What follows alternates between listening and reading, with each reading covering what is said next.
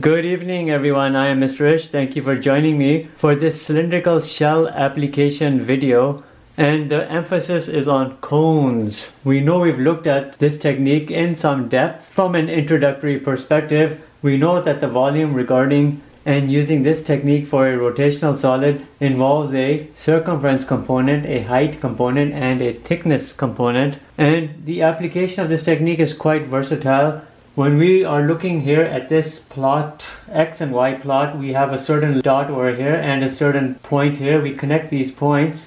Let's just make it a line. We can call this point, let's say 0, r, and this we'll call h, 0. Now look what I do over here. I am erasing this part and I'm going to slowly do a dotted representation over here. What we can do is give it some sort of a three-dimensional aspect over here. And what we end up getting is a form of a cone, and this cone generates a circular cross-sectional slice, and you can see from here to right here we see a radius component, hence I call this 0, r. When you look across in this direction here, you see a certain height component of this imaginary triangle that you find in this cone. If you were to make an equation of this line, you know you have 0, r, h, 0. The slope over here must be minus r over h. We have this y-intercept, we have this x-intercept. We can easily make an equation y is equal to mx plus b. We know the slope, we know the y-intercept. It becomes y is equal to minus r over h x plus r. That becomes a good equation of a possible line for this right over here. If you were to draw a rectangle over here, let's call that a Riemann rectangle. You know you draw Riemann rectangles parallel to your line of rotation. What should that be? The x-axis right over here. You look up in a perpendicular manner to that Riemann rectangle and you give this some form of a dimension, and that dimension happens to be y. When you're looking at things here in terms of y, we then realize, based on that flip phenomenon I've talked about in the previous cylindrical shell video, we are ending up here with an integration with respect to dy, even though we're using a horizontal line of axis. And that's a thing about the cylindrical shell technique. You have to flip what you would originally use with the disk or the washer method. Here this would have been with regards to dx for those methods, but with the cylindrical shell technique you have to end up switching and flipping to the dy, simply because your cylindrical shells form in a parallel orientation to your rotational line, but you end up looking in a perpendicular manner along a y-axis towards those cylindrical shells to determine your radii, which feed very well right here into the circumference component. So we have a good equation here, but it would normally be presented in x equals format. You would have y minus r multiplied by minus h over r would give you your x. This would be an equation that would very well feed into this volume determination. The volume determination for this cone is what would be a wonderful cylindrical shell application for this video. When you're looking at a cone, and we know we're looking here at a cone that is oriented in a horizontal manner, you can have this little dotted line over here. We have a radius here, a height over here. You know you're looking at rectangles in this direction. If you were to rotate these rectangles and you are circumferentially rotating them around, and in a finite or an infinite number of these rectangles, slowly all of these rectangles from, let's say, from this point up to this point right over here, you can say from 0 up to r, the interval, all rotate and end up filling the entire volume of this cone. And that right there is a cylindrical shell technique. By means of these cylindrical shells which form in a three-dimensional manner, you entirely fill up the volume of this cone, and the summation of those cylindrical shells is what gives you your volume formula via this cylindrical shell integral. You know what these cylindrical shells will look like. They'll be in this format over here, and let's try to draw one over here, and let's try to do a good job drawing it. We are trying to do a good job here with this drawing, but that requires a good hand.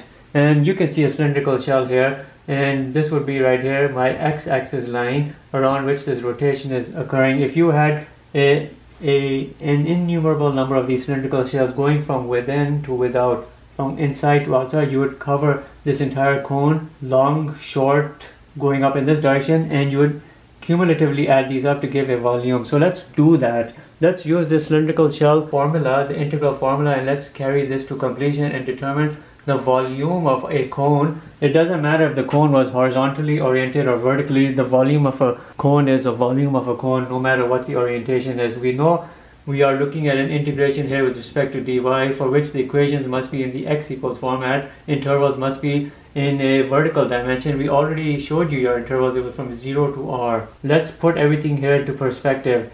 We know, as I showed you in that very first diagram, the circumference component was a 2 pi r, but the r was the y value. Remember that vertical line going up along a y direction to your Riemann rectangle from your line of rotation? That vertical line is right here feeding into your circumference. But what about the height component? The height component is similar to the length of a Riemann rectangle, and you know the length of the Riemann rectangle would be from xr to xl. If you're looking here again at this, here's my y-axis, here's my x-axis, and we are looking here at Riemann rectangle. This equation right here is my xr, and this y-axis, which is x equals 0, is my xl, my right boundary and my left boundary. So xl here is meaningless because it's x equals 0. We already know what my xr is, my right boundary curve, and it's that. So let's put that here into place of h. The h is exactly what you see right over here, minus h over r into y minus r, and the thickness here is simply dy because we are doing integration with respect to dy, and there it is. So all of these components here are brought into this formula. The 2 pi can be pushed out. We are left with a y over here. We are left with this, which we can open up and bring over here. Minus h over r times y is a minus h y over r. Minus h over r times minus r is just a plus h dy. Let's make room over here to carry this through, and it's not going to be hard because it's polynomial integration. 2 pi 0 to r. Open all of this up. You have minus h y square over r plus h y dy. You can integrate this now in the next step, a definite integral step. Everything with respect to this dy. You're going to bring a minus h y cube over 3r because we're doing everything here with the y. You're always doing here y n plus 1 over n plus 1. It could be whatever variable, x to the n plus 1 over n plus 1, or y to the n plus 1 over n plus 1. And then this one here will become hy square over 2. You're plugging in the r and the 0 in places of y, but you don't have to plug in a 0 because it's nothing, it's meaningless. When you plug in the r's, you get a minus hr cube over 3r. But this r and this r cube can simplify to just an r square right here in the numerator, plus hr square over 2. And this is so close to our volume of a cone that I can literally feel it.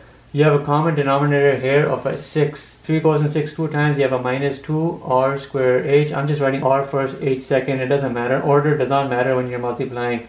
And then 3 r square h. We have a 2 pi sitting outside. This 2 can cancel out with this 3. Combine this, you have an r square h, and you have a pi over 3. But we know the volume of a cone can be better written in a good order here. You can write 1 over 3 pi r square h, and this is coming directly from right here. We're just shuffling around of the variables, and that right there is a volume of a cone using this wonderful cylindrical shell application technique. You could have done exactly the same with a vertically oriented cone. Everything here would have been with respect to dx. Your equation, same equation right here, would apply right here. This one, you wouldn't even have to rewrite this in forms of x. You just continue with the equation in the form of y.